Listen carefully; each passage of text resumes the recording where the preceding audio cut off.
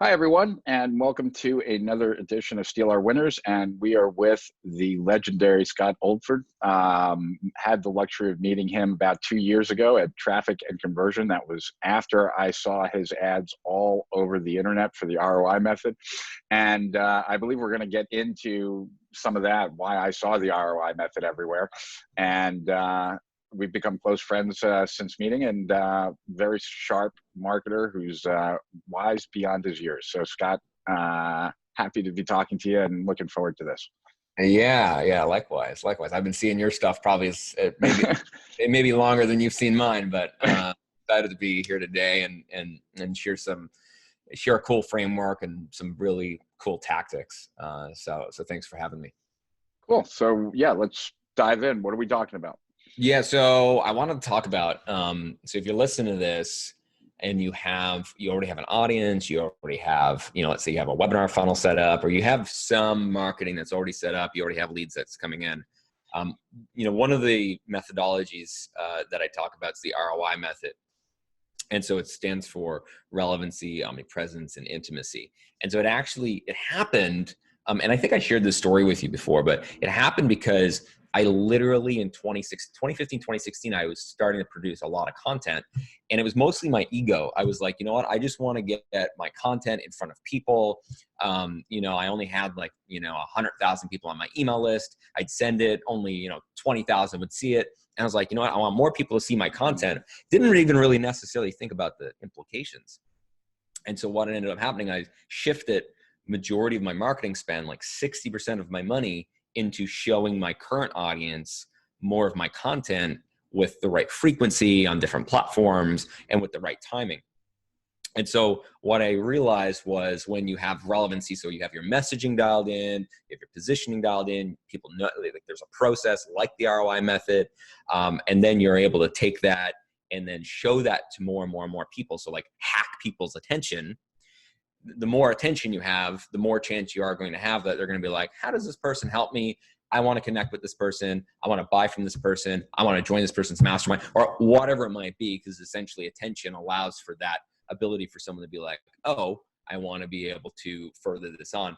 And the last part of that, and of course I'm simplifying this greatly, you can go and see this on my website, is intimacy, which is essentially if someone feels like they're connected inside of a community, if someone feels like that there's a conversation, that there's a two-way conversation between you and them and your brand, and they feel a connection of values and beliefs, you end up in this scenario where people see you as the industry leader. You create this very, very small pond where you're this massive big fish, because people, you're essentially stealing their attention, hacking their attention.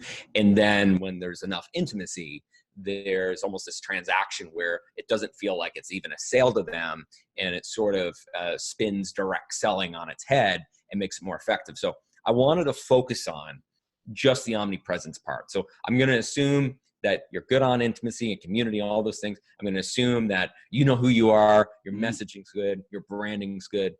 But let's say you have, I'm going to call it, let's say you're trying to get people on a phone call. And before you go into that, Scott, just to please clarify for everyone listening, and then also I'm watching, and I also want to make sure that I'm clear. All right, so yeah, the ROI method, relevancy, omnipresence, intimacy, right? And, relevancy is basically they've come into your universe in some way, shape, or form, whether that's, a landing page, that's the promise of some tripwire or whatnot. Basically, you have some content that's relevant to them, and so now you're relevant to them. Exactly. Perhaps, or at least the opportunity arises. Omnipresence is about you appearing in lots of places where they end up showing up, and you're not always trying to just sell them. You're actually trying to do the third thing, intimacy, which is having them know, like, and trust you. And exactly. So what we're going to focus on is that middle part, right? The omnipresence part, right? So that, but I think it's important because, most people, you kind of quickly just spoke about it, but I'm not sure everyone, all the dots connected. So you started spending more of your money on advertising your content as opposed to maybe a sales message. And then what happened? everything blew up. I mean, and literally in the best way possible. I in 2015, I did $500,000 online. In 2016, I did 3 million online. In 2017, I did 7 million online. And I would have done a lot more if I didn't actually, decide that, hey, I didn't want to do this business anymore. It had a lot more potential. But not only that, I ended up, literally overnight becoming, one of the top industry leaders in this little, world that we're in. And my opportunities just were endless. The people that wanted to work with me one-on-one, the people that wanted to join a mastermind, the people that, all these different types of things that just really exponentially allowed my personal brand to do what most people take 10 years, I was able to do in 3. Wow. All right. So let's get into it then. So the real point, just to go back to this, is omnipresence is not about being. This is not the strategy that I would say is used by, say, Grant Cardone or Gary Vaynerchuk. Love both of them, but this is based on here's this big pond of potential people, and they opted into your webinar or they opted into your guide or their cheat sheet. We're going to be omnipresent to only people that put up their hand and said, I'm interested in that thing or this thing or that thing. We're not going to go to anybody that is just in your overall general audience, because it's way too costly to be able to do that. And so the whole idea behind omnipresence is, and I'm going to bring you through, and there's obviously, again, I'm condensing this today for you so you have some stuff that you can implement right away. However, this is really about bringing someone through a behavioral journey to getting them to change their belief systems, to getting them to realize that they need something, to getting them to actually trusting you, and getting their mind, their intellectual mind and their intuition on the same page. And I'm going to stop there and just say this real quick, because most people don't think about this. Your left brain takes care of all the logic, and your right brain is your intuition, which we unfortunately don't know a lot about just yet.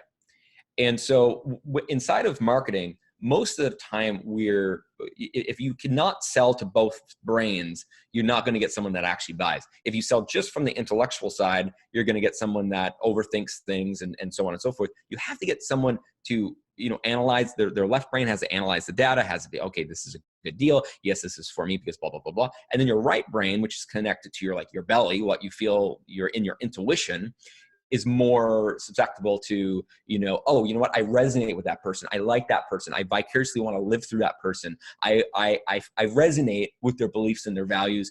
And there's just something that pulls me towards them. And so when we marry both of these, so the main problem in webinars and direct sales is trying to marry both of those in that snap moment, or in that 20 minutes or in that 60 minutes is difficult. You're going to get some people, you're going to get a small percentage of people, but the rest of people being able to get two of those sides of their brain speaking to each other to actually get them to purchase is not that easy right away. So here's what really the strategy is. So using email, text message, Facebook ads, Instagram ads, YouTube ads, whatever platform that you can use to be able to retarget, when they come through the door for the very first time, they download your lead magnet, they're in your webinar. I run what I call the first 14-day campaign. All right. And this first 14 days, and now this goes up to 180 days. Today, I'm going to bring you to 60. And if you go and implement that, you're going to see results very, very quickly. I've had people that double, tripled their business, their revenue in less than 30 to 45 days implementing this time and time again. Wow. Cool. So first 14 days. So somebody comes in the door. And we treat, unfortunately, marketing like Tinder, unfortunately. It's like very, very, very quick. Left, right, left, right, left, right. Here you go. Here's the opportunity. Do you want it? No. Okay, goodbye. So what I'm essentially saying is in the first 14 days, and Rich, stop me if you need to clarify on anything here. Okay. In the first 14 days, I don't want to pitch anybody anything when they're coming into my marketing. Okay. Now, I know that is for traditional marketing, sounds a little dumb.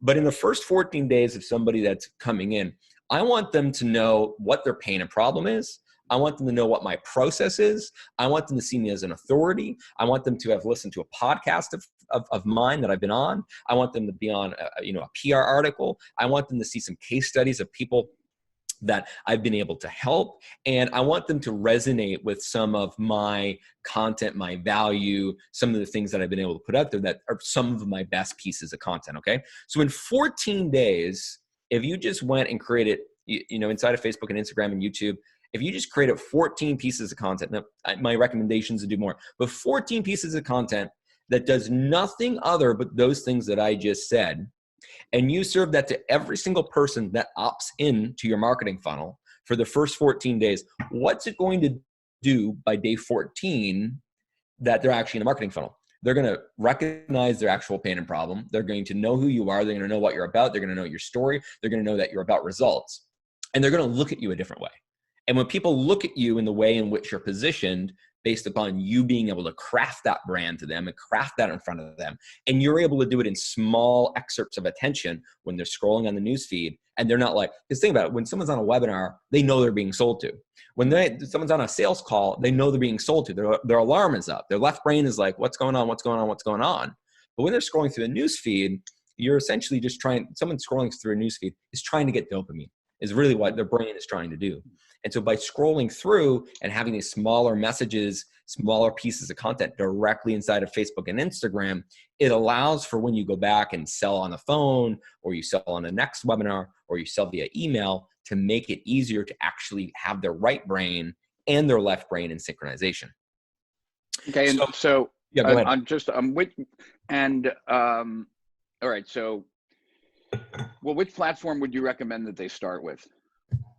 Always, I would say Facebook Facebook and Instagram being the same because they're so easy to double up, and email.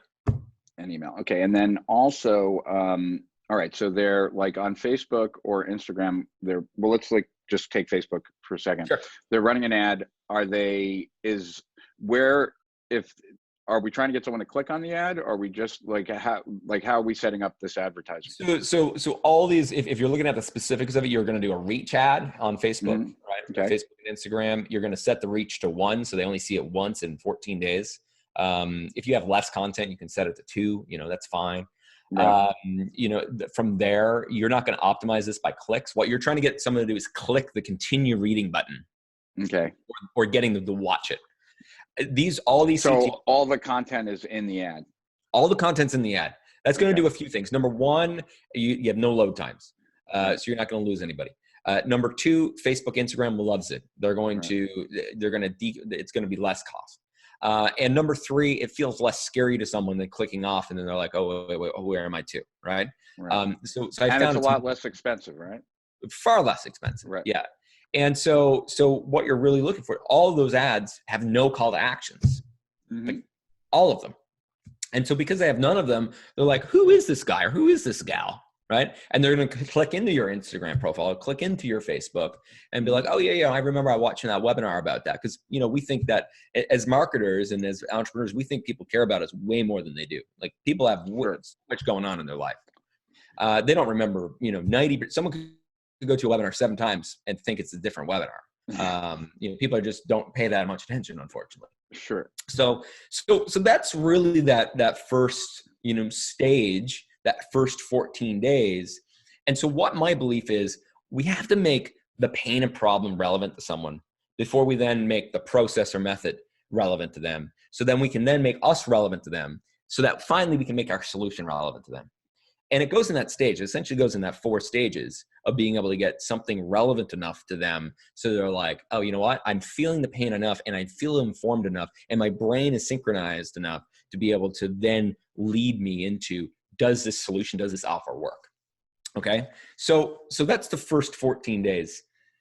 So then what I do, just even before you pass on the 14 days. So, all right. So you would start with Facebook and Instagram for sure. The next platform, what would be the next one if you were going to do another one?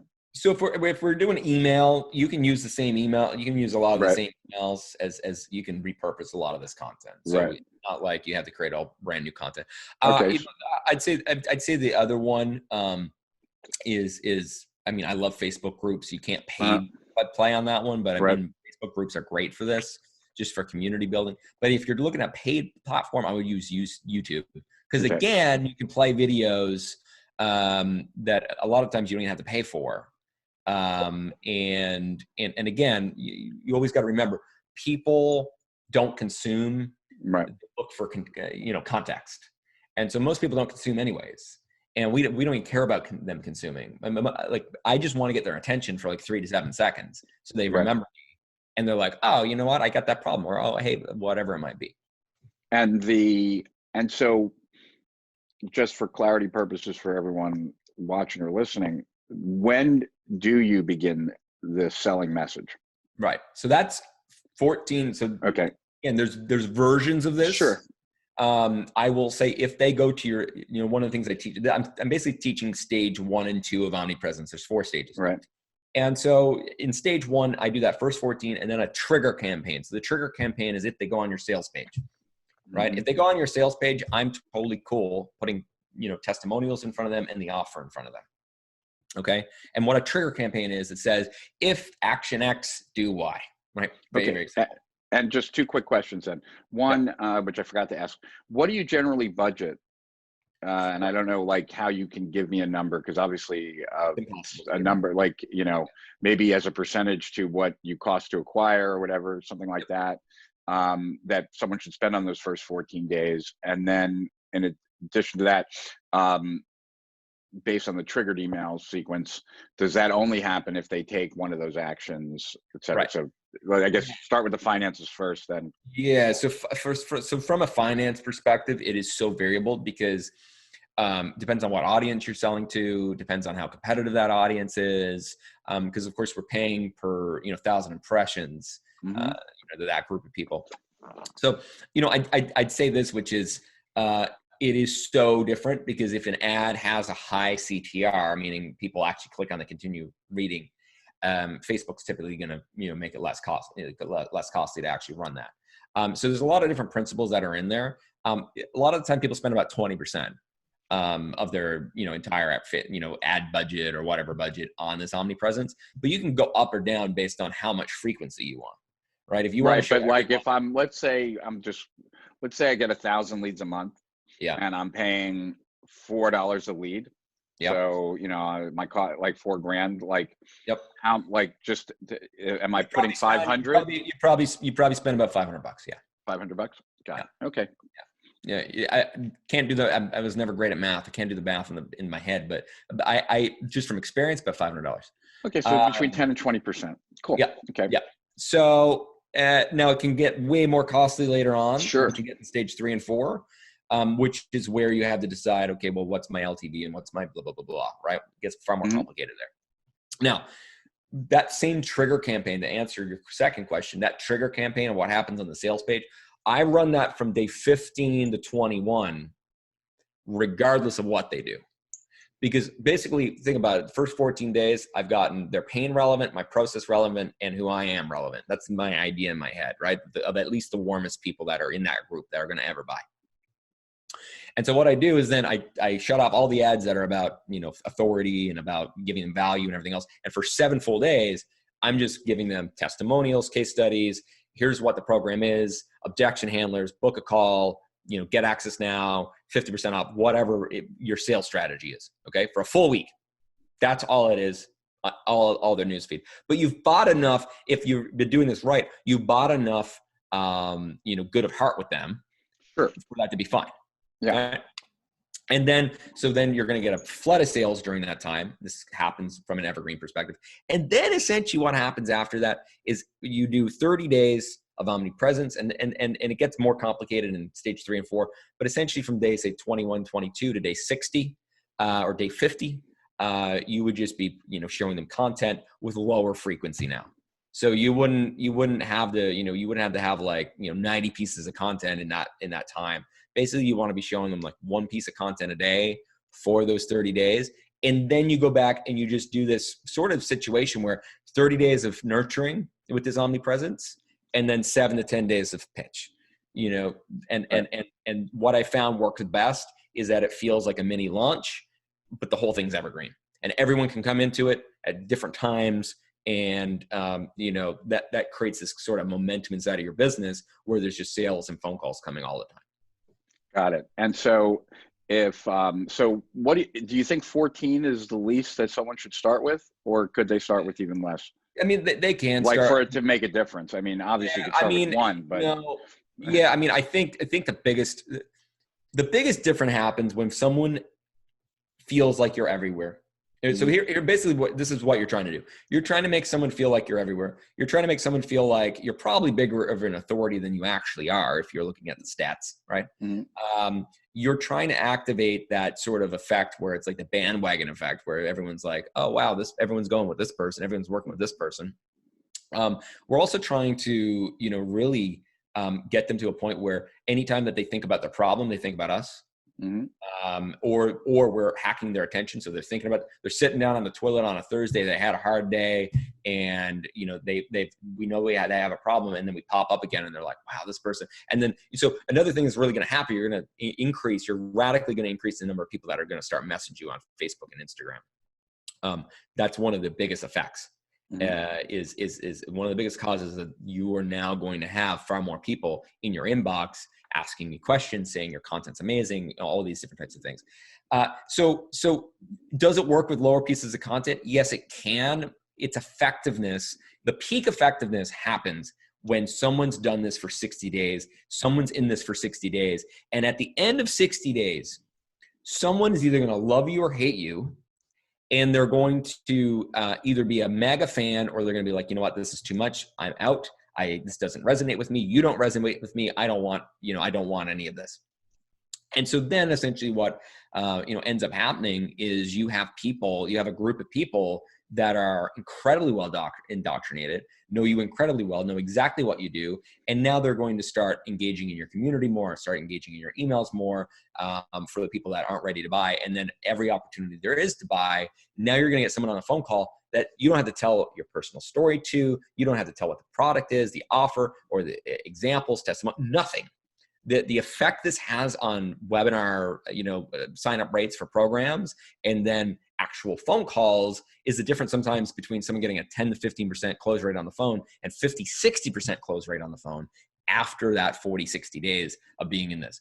It does require, though, and this is where it goes against the grain, it requires you trusting that it's going to work.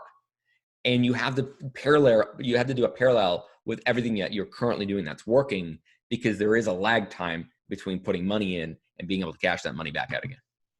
Got it. And so, so this is a relatively inexpensive strategy. And at the end of the day, and it parallels a lot of stuff that I believe in. So, it's probably one of the reasons why I resonate to it so much. And that is really separating marketing from selling. And that, when I think about marketing, it's really helping prospects value what it is you offer. And, in order for them to know, to be helped, they have to know what their problem is. They have to know why your solution's superior, and they have to know why you. So, and all those things can be handled outside of a sales process where their guard is down. So no doubt, I totally agree with everything you're saying. And for someone who is not currently doing this, and wants to start, you mentioned the different types of content. Would you say that there's any specific content that is like, what should be number 1, 2, 3? Yeah. So if you go to the ROImethod.com, there's actually, it goes into more detail on this, but each it's all free. It's there, but think about it this way. What does someone need? The easier way to think about this is a little bit of just, psychology, which is, what does someone need when they come in the door, right? So there's 3 stages of this. The first stage is, I need to know my pain. I need to know my problem. I need to know the consequence of not taking care of that, right? So that's stage 1. I call that the sidewalk, right? So the sidewalk, that's what people need right from the get-go. Like, if they don't know they have a problem, you're screwed, right? So then the second level is what I call a slow lane. So the sidewalk, people that don't know their problem, don't know their pain, but they're probably experiencing it. People in the slow lane, they've got, they're looking for a process. They're looking for your methodology. They're looking for proof, and they're looking for you to have authority and actually be, valuable to them and valuable on their, the path to the golden goose, right?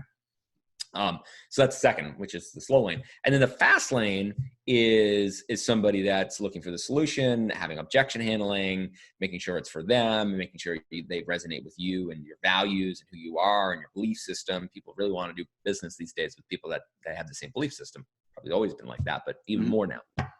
So when you're bringing someone in the first, let's say 14 days, well, what's most effective in being able to get them to believe you? Is it a testimonial video? Actually, right from the get-go, it's probably not. What's more important right from the get-go is for them to believe that they actually really have a problem, and them to, you do like 7 ways to get to this, or, 5 things I learned about blah, blah, blah, blah. And you actually sharing your knowledge with them, and them believing in you by you sharing your content and your message is actually typically more beneficial to get them to believe in you and your brand than, hey, look at all these, cool things that I've done with clients, especially right from the get-go. Sure. So it's more of like, what is the experience someone needs to have in order to go from not interested to more than interested? Got it. And so what do you, let's say, let's pick 2 different types of businesses. Just pick a coaching business and then some kind of e-commerce business. To set up those first 14 days, how long do you think it'll take? And what can they, to set it all up, set up the ad accounts and Facebook and Instagram, and any other relevant information that like I might not be asking you just because I'm not, a media buyer myself. But how much time do you think it'll take to create all the content, the ads, and then what expected upside do you think they'll get from it? Yeah, well, I created a program once it was like Omnipresence in 7 days. And most people were able to implement the first 14 days in a week by like an hour a day, So about 7 hours worth of work or so? Yeah. I mean, like, and that includes ballpark, obviously. Yeah. If you don't have to create the content, probably like 2 hours. Right. So it's actually very quick. People get a lot of, the biggest mindset challenge around this that entrepreneurs have is they're afraid to be seen. They're afraid to show up. They're afraid to be too much. So most entrepreneurs, if they don't do it in that amount of time, it's because they have like a mental mindset block around it, or they're trying to be a perfectionist. Got it. And what do you think the upside is? Upside, I generally see people, and this is not an accumulation effect. Like you're going to get this up front, and then you're going to get this based on how many leads. So it's kind of like keeps building. It keeps on building. But first month, I've seen a lot of people 2 to 3x their bottom line revenue. Of course, then they have other problems. Right. Yes. But because you can only do that, you can only grow as much as your back end. But most businesses that are under, say, 100,000 a month, a lot of them have a big uptick, assuming that they have a good way to be able to collect sales. Sure. Right. And of course. And everything else. So it's very dependent upon that, but you're going to create a lot more engagement around you and your brand and all these types of things right from the get-go. And so let's say that, like, I guess this is my last question on this, because we've gone long. Let's say like I'm currently I'm using webinar. I'm using like Webinar Jam or one of those, and I'm doing Facebook advertising. And so now, like, I hear this strategy. I like this strategy. What would my next steps be to actually create a different lead gen device and move people to that, or do I? I would actually, if they're coming on a webinar, think about this, they're more in like slow lane, fast lane. So I would just edit the strategy where like half of it is what I told you before, and then half of it is sales. Right. I actually have if you want, it's not like, and I'm more than happy to give these to you that can be included on a file or whatever it might be, but I actually have a step-by-step what you should do if you have a webinar with Omnipresence. I'm happy to share with everyone for free. Yeah, let's definitely include that. That'd be great. I'll get that. And so it's a modification that I did of basically, hey, here's what you should do if you have a webinar. Don't go and change your whole funnel. Just, change the way that you're actually, using this with it. Awesome. Yeah, that would be really great. And because I know a lot of people are doing that as like a pseudo lead gen / customer acquisition kind of front door to their business. Any questions that I didn't ask you that I should have? No, I mean, I think this is, it's one of the easiest things that people unfortunately don't do. They don't do it. It's kind of like this. It's like, this is like investing in your business, because the result isn't instant, meaning, it takes 30, 60, 90 days for this to have a return on investment. And, which if is anyone, pretty fast for a return on investment. But it is, but not in the, everyone's right. looking for the thing that they can do in a weekend. Right. And this is much longer term. And so I think a lot of entrepreneurs, they put it to the back, they put it to the wayside. And then when they actually implement it and they look back in like 90 days, they're like, oh, wow, that actually worked. Yeah. And so you got to have a little bit more of an investment focused. And of course you come from, if you're here and you're listening to this and you're making, a couple $100,000 a month, it's a lot less of investment, ROI time. But, if you're here doing 20,000 or 10,000 a month, you're like, oh, I need to, it's like, you need to do this no matter what stage you're at. Yeah. And it's a lot less expensive than most people realize. Absolutely. And it really is, another way of thinking about it is you're combining branding with direct response. Your sales letters, your VSLs, it's all, direct response. But how they think about you, how they think about their problem, how they think about your solution, comes down to marketing, and it should be done outside of a sales letter to be most effective. So I just want to thank you for laying out this strategy and this plan. I know how effective it is. You are proof positive itself of that. And look forward to talking to you more over the course of the year and getting some other strategies from you. And any last words as we say goodbye? That's all. If you're listening to this, go execute it, go do it.